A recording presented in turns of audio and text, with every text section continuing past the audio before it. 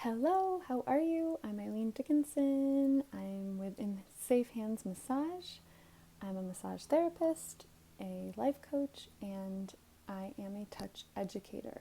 Today, I come to you wearing my touch educator hat to talk about why positive touch matters and to ask you if you could possibly be touch deprived right now. And then we'll dive into what you can do if you are touch deprived during this time of a pandemic. We can talk about what you can do if you're living with other people and even if you're living alone. Okay, let's dive in. So I could definitely make an entire video dedicated to the positive effects of positive touch, but I want to cover everything today. So I'm just going to give you a few reasons, but I will just start off by saying that from the moment that you are born, touch is really vital to our life.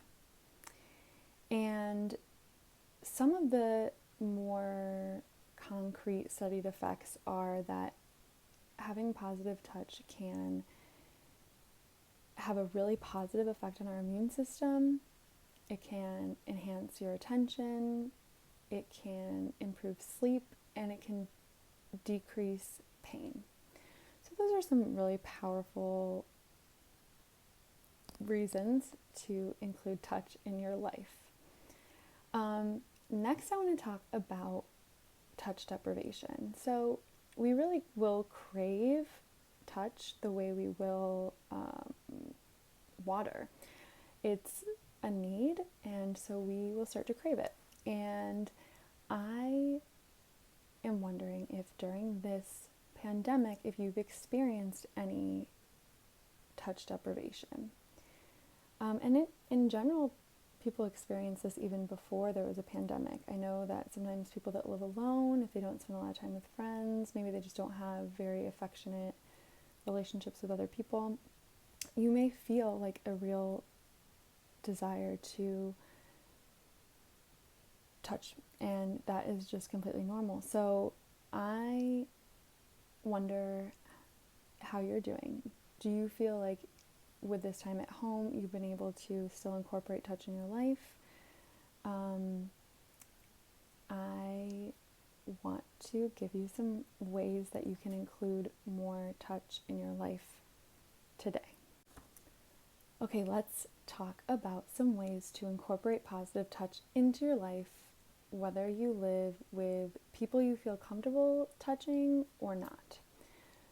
So to begin with, we'll talk to the people who do live with people they feel comfortable touching, or at least you feel comfortable enough to initiate a conversation like, hey, I think we should incorporate some more positive touch in our life, and that's a conversation you feel comfortable having. If that is the case, then I would encourage you to include some massage in your life. Can you give your partner a shoulder rub, a back rub, and how often feels comfortable for you both as a couple? Maybe a foot rub for your child before bed, just for a couple minutes. What does that sound like to you? And some of you may right off the bat be like, yep, no problem, I can do that.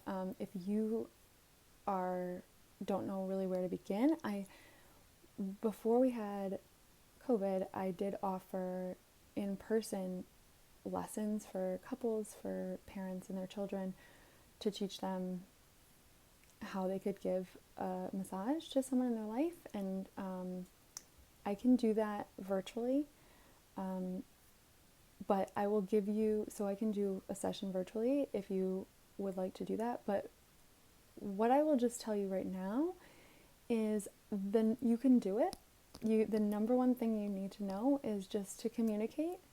And I would say the most important thing is consent. So even if these are people that are very close in your life, making sure that they're open, that they want the touch, and that you're checking in. So does this feel good? Does this not? Do you want more pressure? Do you want less pressure? And that is the number one most important thing is just learning what feels good for them. And then, let's see. If another way is just including more hugging or affectionate, just like a pat on the back. Like, so if you feel like maybe you're just not an affectionate family, can you find little ways to include some positive touch in your day? With kids, a really fun thing to do is like some partner kids yoga, which again, I have a kids yoga training certificate. I am open to teaching that virtually as well.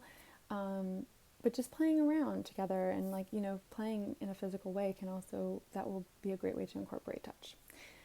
Okay, that's that. Now, if you live alone, and then this applies to if you don't as well, you can incorporate these things. So if you live alone, probably the most important thing you can do is to include exercise. So I just learned this it's so funny, I was planning already to make a video on touch, and then my really good friend Nancy sent me a podcast with this researcher, Tiffany Field, who's a big deal in the massage field. She's a touch researcher.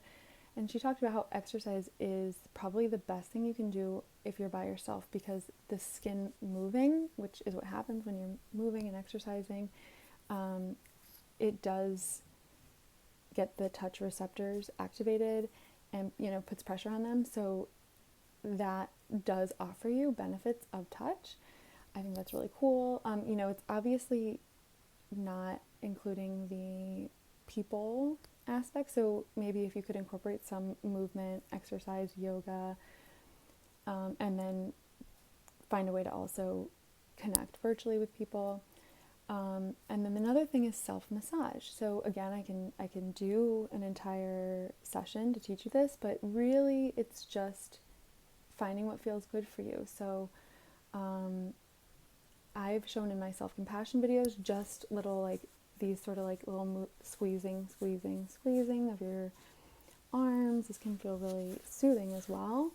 Another thing you can do is take your hand, go to the opposite side of your head, and then like you see them over here, and go behind your ear, and you'll find a bump, like kind of like the side of your head right here. Okay, so if you take that and you do some massaging right there, that will stimulate your vagus nerve. It can feel really good and relaxing. But of course, anything, massaging, scrubbing your head, anything that you can do. But yeah, if you need more, like something is hurting, you have tension, and you want to learn a technique for self-massage, just let me know. We could do a session.